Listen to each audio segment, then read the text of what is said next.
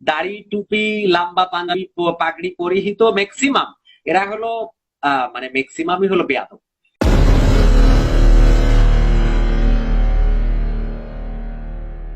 একজন ভাই লিখছেন আপনার দাড়ি কই? ভাই তোর যদি চোখ না থাকে তাহলে তো আমি দেখাইতে পারবো না আমার দাড়ি কই। তোর দাড়িটা তুই ঠিক মতো রাখ ভাই, তোর জন্য দোয়া রইলো। তো এই জন্য এই মানুষগুলো হলো নোংরা মানসিকতার মানুষ, এই মানুষগুলো হলো নিকৃষ্টতম মানসিকতার মানুষ।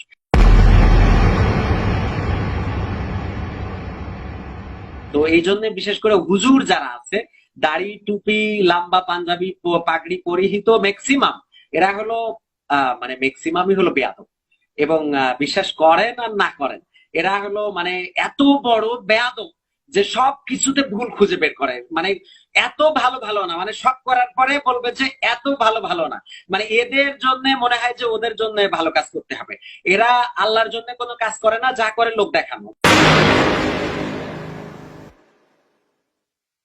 ফাঁসেকি কাজ, এরা ফাঁসেকি ছাড়া মানে এদের দাড়ি যদি বলেন, টুপি যদি বলেন, লম্বা জামা যদি বলেন, সবই লোক দেখানো। এবং তাদের আভ্যন্তরীণ খবর যদি আপনারা নেন তাহলে বুঝতে পারবেন যে কতটা নিকৃষ্ট এরা, মানে এতটাই নিকৃষ্ট ম্যাক্সিমাম।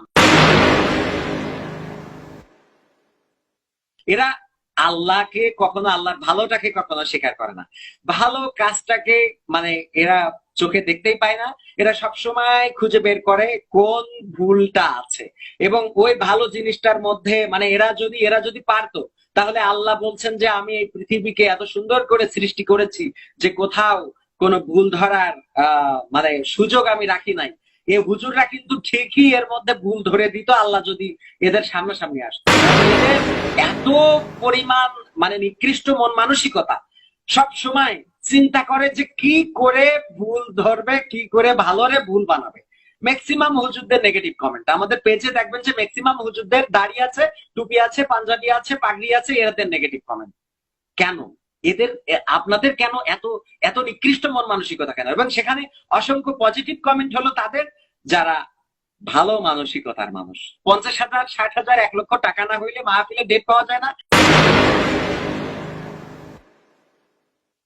আল্লাহ রাব্বুল আলামিন এদের জন্য সম্ভবত করোনা ভাইরাসটাকে দিয়েছে যে তোরা একটু এবার পরিশ্রম করে খাও। অনলাইন মার্কেটিং করতেছে এখন, এখন কেউ বোরখা বিক্রি করতেছে, কেউ পাঞ্জাবি বিক্রি করতেছে, কেউ খাঁটি সরিষার তেল বিক্রি করতেছে।